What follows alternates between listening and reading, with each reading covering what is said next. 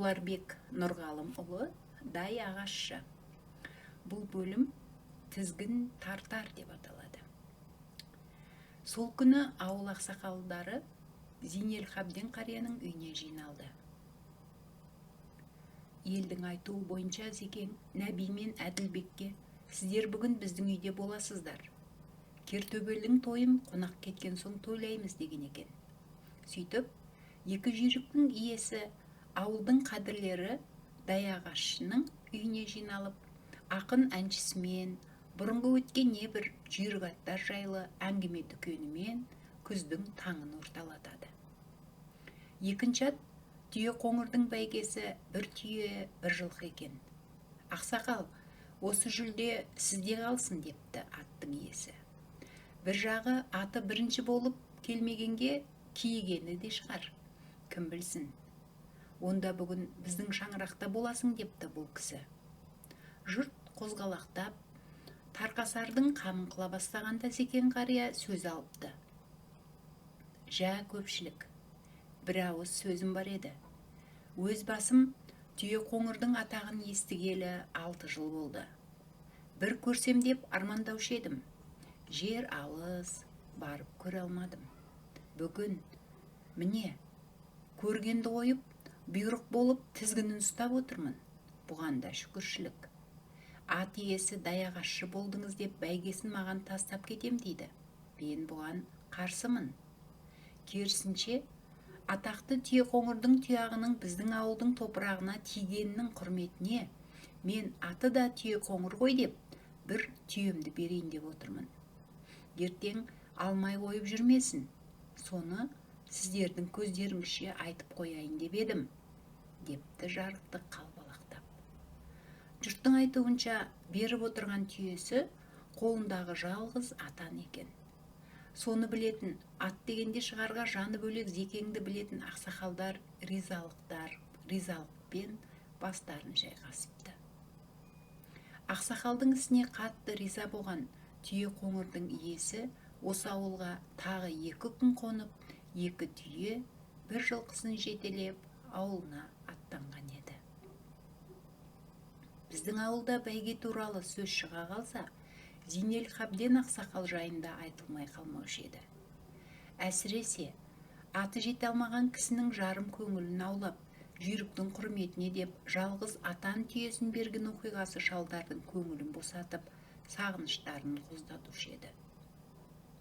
Ауылыма 6 жылдан кейін ат ізін салған мені Қазақстанға қайта шығарып салғалы ауданға әкеле жатқан інім қалам ұстап жүргенімді ескеріп, мүмкін жазар деді ме, Маралтының тұмсықтасындағы қабірдің тұсынан машинасын баяулатты. Анау Зейнел Қабден ақсақалдың қабірі. Басында жалғыз еді, кейін көбейді. Жарықтық көтерінде ат дүбірін естіп жатайын, жол жағасына жерлеңдер деген екен деді інім. Жалпы ол кісіні білесің ғой дегендей маған сұраулы жүзбен қарап. Амал қанша, қазір ол жерден тартылған түп-түзу тас жол баяғыдағы бұралаң бәйге жолын жыландай турап өткен екен. Үзік-үзік болып тас жолдың екі жағында қалыпты. Айтпақшы, ол кісі дүниеден өткен күннің ертеңінде жұрт осы қабірінің басында кертөбелдің тұрғанын көріпті, деді інім тағы да. Ол кез оның да жал-құйрығы әбден сұйылып, тарлан тартқан шағы ғой. Құр сүлдерін сүйретіп, қабір басына қай жақтан, неге келді екен жануар. Келесі әңгіме қар суымен кеткен жылқы. Талай дастархан басында айтылып, ауыздан ауызға аңыздай таралған осы бір әңгімені қағазға түсірудің сәті түспей-ақ қойған. Сізге өтірік, бізге шын. Жазамын деп оқталғалы 3-4 жылдың жүзі болыпты. Қаншама рет бапталып отырып бастамақ болған, неге екенін қайдам, көкейдегі көркем әңгіме ақ қағаз көрсе аттай үркіп ала қашады. Одан кейін маңына жуытпайды. Құлағына қол апартпай осқырынып, одырайып. Ал енді қағаз қаламыңды тастап құр қол, қаражаяу жақындасаң, басын шұлғи аяңдап, оқыранып қолға тұра қалады. Сөйтіп жалынан сипап жайдақ мініп дегендей біраз жерде тыңдағанның құлақ құрышы қанып еді. Тіпті қазақы әңгімеге жаны құмар кей ағалар іздеп келіп арнайы тыңдағанын да айта кету артық болмас. Біздің ауыл тура Қытай мен Моңғолияның шекарасында еді. Ол кезде шекара қазіргідей тышқан жорғаламастай торланбаған. Кей жерінен үйірлі жылқы өтердей алаң ашық жататын. Жылқысы өз аяғымен өтіп кетсе де, моңғол айдап кеттіге санап, түн қатып жортқан жошылар жоғының өзі табылмаса да, топанын толтырардай өзге қыл-құйрықтарды шұрқыратып айдап келетін кез. Үнемі сондай істердің басы-қасында жүретін Жұмақын дейтін құдамыз болды. Ағалмастай жарқылдаған кісі еді. Қашып көрсең, қашан көрсең, бала-шаға, келін-кепшік демей, әзілін айтып, жарқ-жұрқ етіп отыратын. Шаруасынан шашау шығармайтын, бұйымтақ, шілденің шіліңгір ыстығында ту биені шыбынға білдірмей жейтін ылдым-жылдым ıпсардың нағы өзі.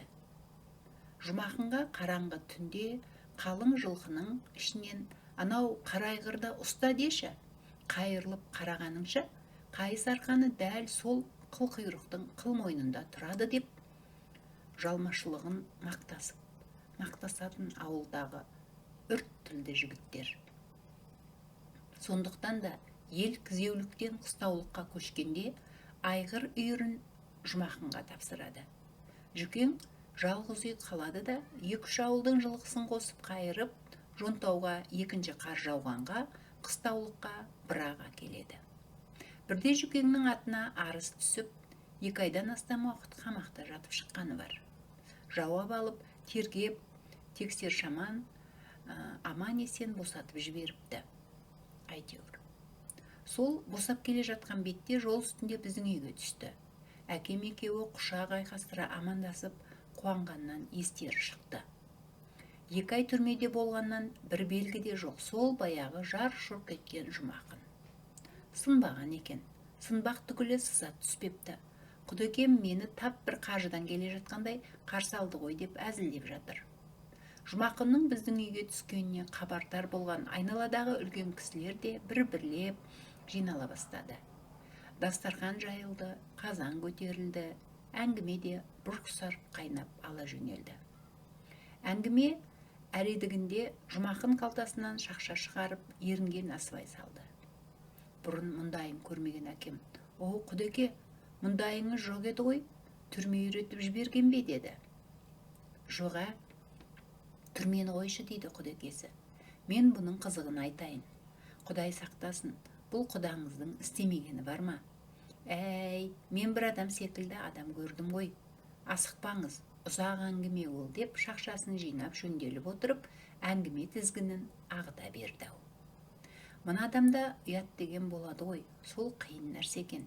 Өлімнен ұят күшті деген сөзің рас екен. Негізі ұяттан адам өліп те кетеді-ау. Мен өле жаздадым. Беттің қалыңдығынан тірі қалып отырмыз ғой деп кеңк-кеңк күледі өзі. Отырғандар дастархан шетін қайыра жақындап деп ентелей түсті. Жазғытұрым үйірлі жылқыма бір жирен қасқа бие келіп қосылды. Басында айналадағы біреудікі болып ұят болып жүрмесін деп әр біреуге айтқан болдым. Елең еткен адам болмады. Маңайда жылқы іздеген ешкім жоқ секілді.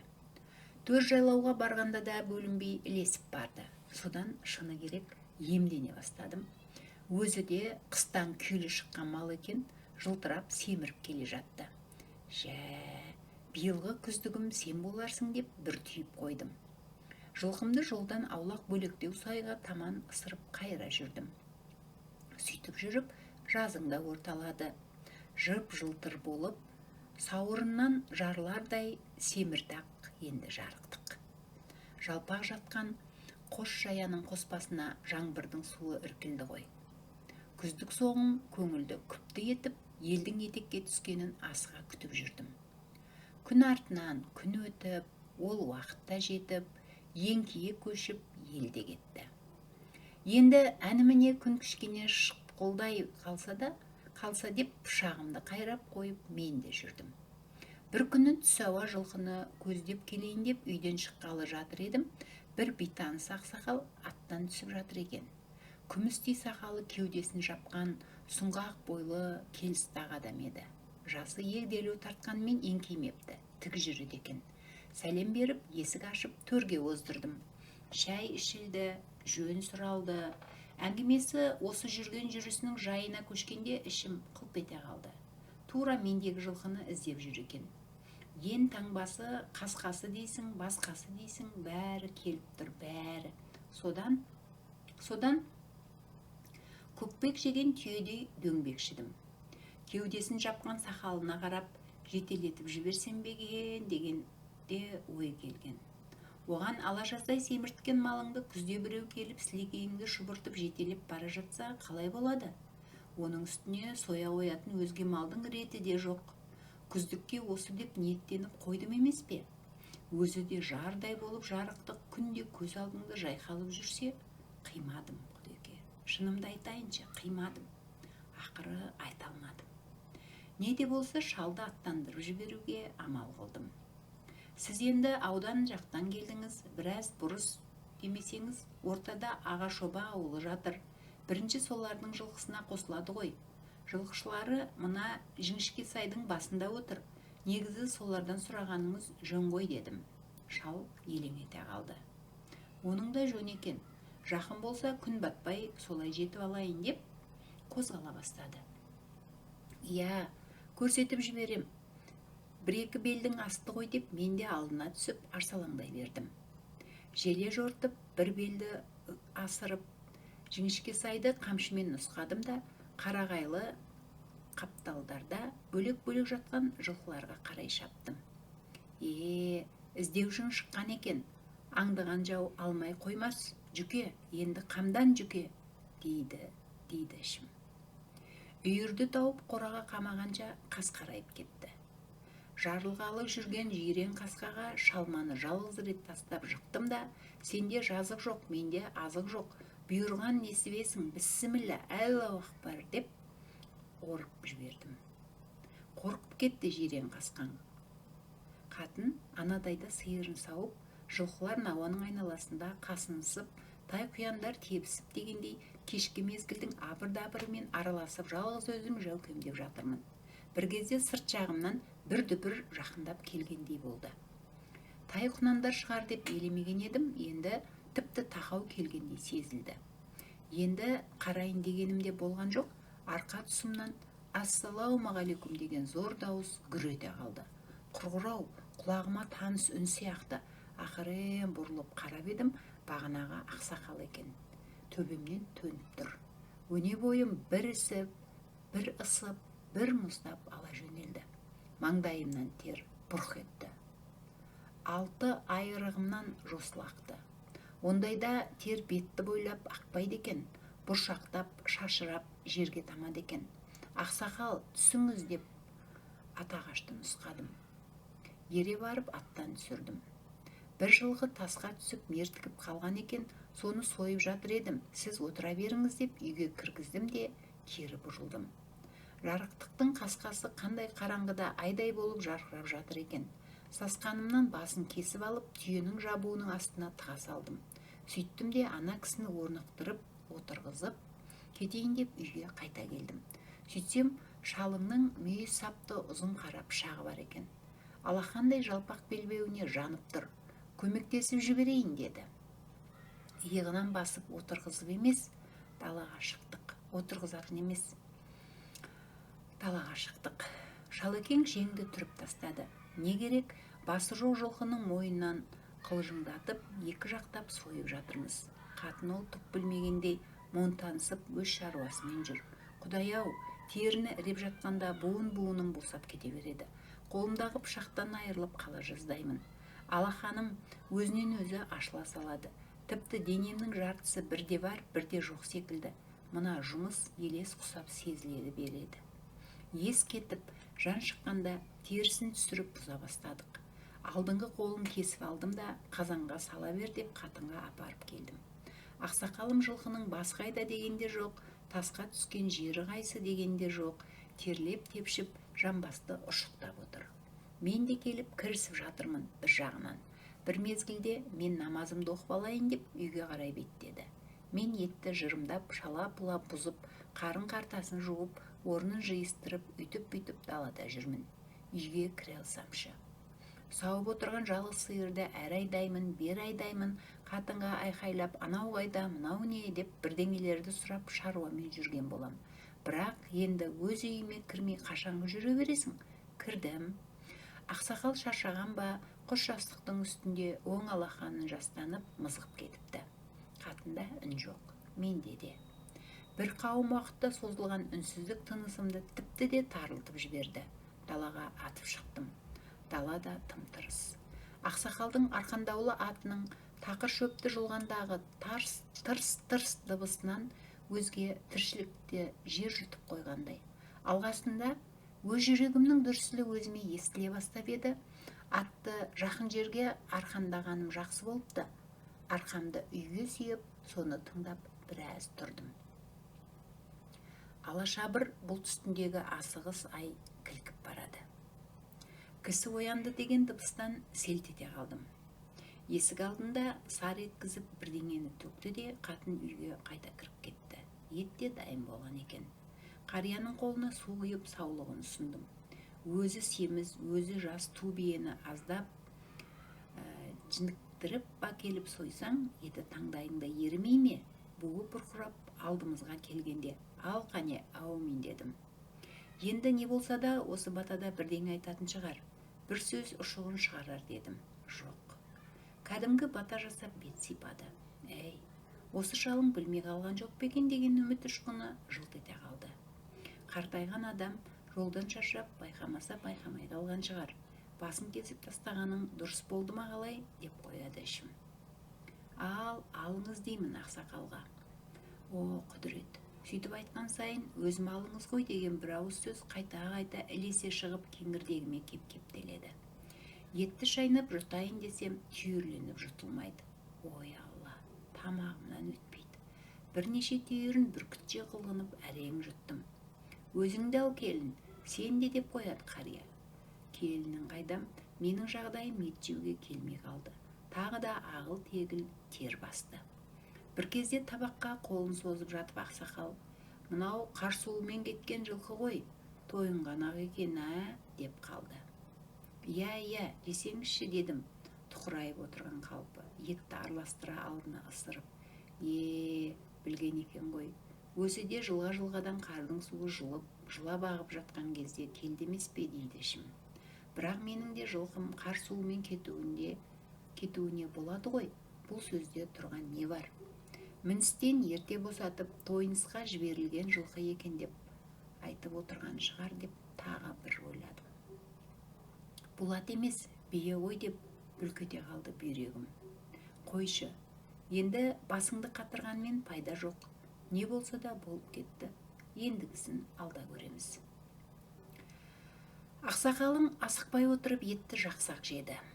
Табақ түбіндегі майлы тұздыққа матырып, бұлғап алған уыс толы етті бұта шайнаған борадай екі жағына кезек алып, нілін сорғандай қылып, әбден езіп барып талмап жұтады.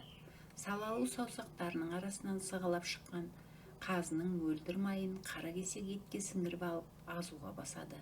Шұқаланып туралған жалпақ жалды екі қара кесектің ортасына салып жіберіп, қасқа тіспен кертіп жейді. Өз кеңірдегіңнен де өтпеген соң, сүйек мүжіген болып, жеген адамға қарап отырады екенсің. Ақсақал майлыққа қол созғанда өзімше асату жасағым келіп, күштеген болып едім, ол кәріден жасқа ғой деді де, күректей алақанын толтырып, менің алақаныма салғаны. Ал, жеп көр. Ақсақалға асатпақ болғанымнан ұялғаным бар, қылтамақ болып қылғанып отырғаным бар, көзім жасаурап өлдім талдым дегенде әрең жұтып тауыстым. Не де болса етті жеп болғаннан кейін айтпақ па деген күдікпен тағы да қол жайып ас қайыруын сұрадым. Жақсылап тұрып бата қайырды. Күмән тудыратындай бас артық сөз болған жоқ. Түні бойы ұйықтай алмай дөңбекшідім. Білді ме, білмеді ме? Екі жамбасқа кезек түсемін. Соңғы асатуда жеген етім Бүтеу жұтылғандай асқазанымды түйнеп, ол да бір жағынан қинады кеп. Білсе неге үндемейді? Білмесе неге қарсуы? Түннің сонша ұзақ екенін бұрын білмеген екенмін. Таңға жақын көзім ілініп кеткен екен. Ақсақалдың азанынан оянып кеттім. Төрдің алдын күңірентіп намазын оқыды. Дастархан жайылды. Елдің жайы, ауа райы, жылқы күйі дегендей азды кем әңгіме айтылды. Жіңішке сайдағы үйді таппай, көз байланбай тұрғанда осы үйді қайта тауып алайын деп, кеше біраз қатты жүргенін, белі ауырып, шашаңқырап қалғанын, жақсы демалғанын айтты. Я, оныңыз қандай жақсы болған, әйтпесе атыңыз жорға екен ғой деп айдалаға лақтым. Жирен қасқа енді айтылып қалама дегенде, жүрегім алқымыма келіп қайтады. Есалаң кісіше ебіл де білім шығып отырмын. Шайдан соң бет сипап, ал мен енді қозғалайын деді. Я, қозғалыңыз, атыңызды ерттеп қойдым деп елпек қағам. Атының мінер жағын дөңестеу жерге ыңғайлап, сулығынан ұстап, қолтығынан көтеріп ерге салдым ақсақалды.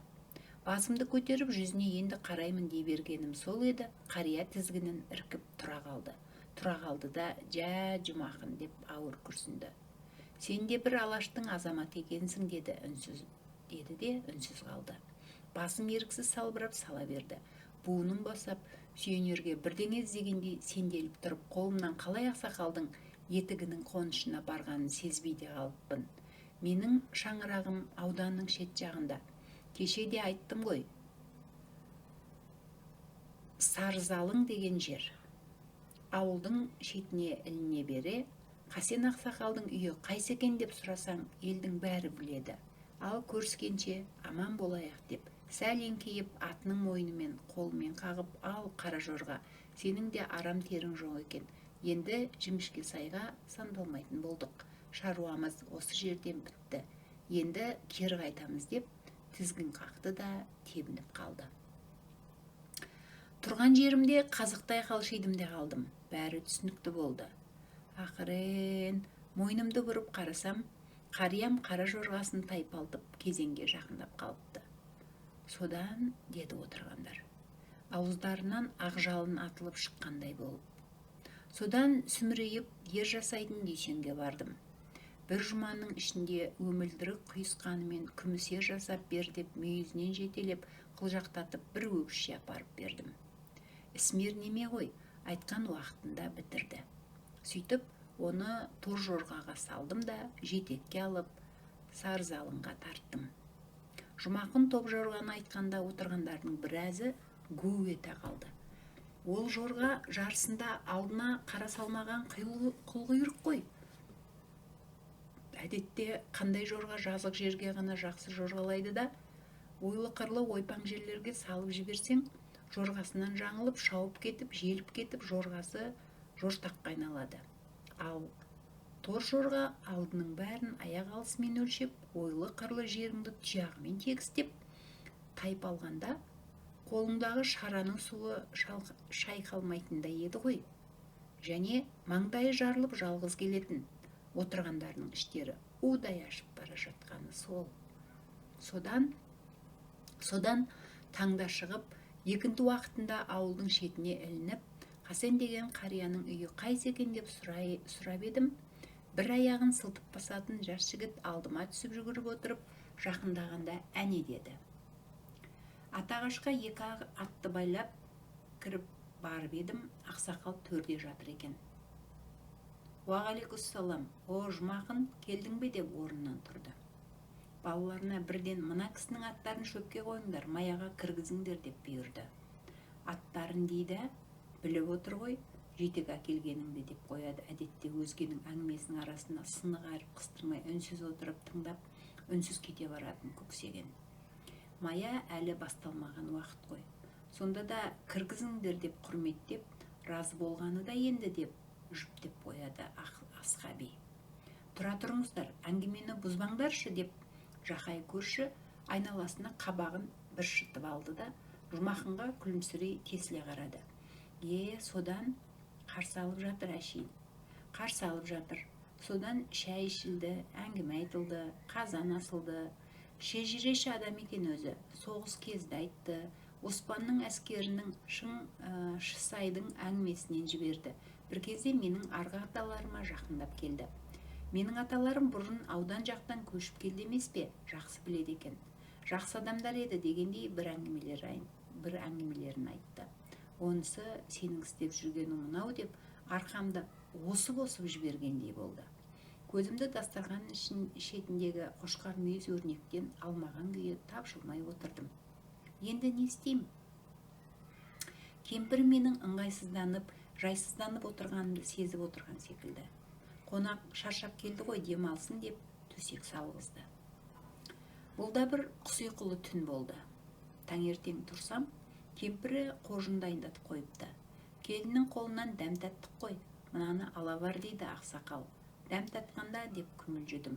Өзіңіздің мал ғой деген әлі бір сөз кеңірдегіме тағы келіп кептелді. Баласы қожынды атқа салып, өзімді қолтықтап көтеріп мінгізді. Ал енді аман бол деп Қасен қария кеудесіне қолын апарды. Ал деп мен де ыңқиып тойған шабдарымды тебіне беріп едім. Жүргісі келмеген қойдың сегісі келеді дегендей белін қайқайтып тұра қалғаны. Тура атағаштың түбінде сарыладып төгіп жатыр. Сарзалының суын жалғыз өзі сарқып ішкендей таусылып бермейді тіпті. Қоштасып алып бір-бірімізге қарап тұрмыз. Әй, сол кезде бетімнің қызарғаны-ай.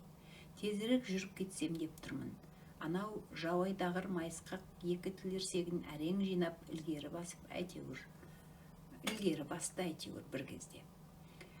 Кетіп бара жатып, ана кісі артынан қарап тұр ой деген ой сап ете қалып, арқам кәдімгідей құрсып барады. Көзі де сұмдық өткіреді. Сәлден кейін арқамнан жебе қадалатындай қуырылып келем. Басым зеңгіп айналғандай болды. Содан баяғыда біреудің басың қатты ауырған кезде насыбай атсаң қояды екен дегенде естіп едім. Сол есіме түсе кеткені. Бір бұрышта дүкен тұр екен. Жанаса барып, қамшының ұшымен терезесін қағып едім. Күнге қарап сықырайып, қабырғасын тырмалап біреу шықты. Насыбай бар екен әйтеуір. Тиынын ұстатып едім, 3 қалтасын әкеліп берді. Содан соны ауылға жеткенше аздап ерніме салып отырдым. Сөйтіп, осы құрғырға үйір болып, жаман үйреніп алыппын Құдеке, дейді ғой әлгі жерде сайды ұрып жіберіп қарқылдай күлген жұмекен. Отырғандар ду ете қалды. Ойпырмай, ахлеп-үклеп тізе жазысты. Торжорға кетті десеңші. Бұл Насыбайдың тарихы тым тереңде. Әй, жұмақнай деп әркім тұс-тұсынан тергелеп ала жөнелді. Әй, сенің торжорғаңды жақында қораңнан көрдім ғой деп Нығмет көрші саңқ ете қалды осы кезде. Тұра тұр, әңгіме әлі біткен жоқ деді Жұмақын тағы да езуіне күлкі үйіріп. Содан 2 жұмадан кейін торжорғаны жетелеп баяғы баласы келіп тұр. Айналасындағы біреулер таныған ба, торжорғаның атағы шыққан ат екенін біліпті ақсақал. Абыройын көтеріп жүрген ат екен өзі мінсін. Аттың басын биеге қорғылмайық, орнына басқа бірдеңесін берсін деп сәлем айтып жіберіпті. Сөйтіп төбел биені жетелетіп жібердім деп жымың-жымың күліп, жанындағы құс жастыққа жынтақтай жантая берді Жұмақын. Шынында адам секілді адам көріпсіз Құдеке деп жүзі бал-бұл жанған әкем еріксіз басын шайқап еді.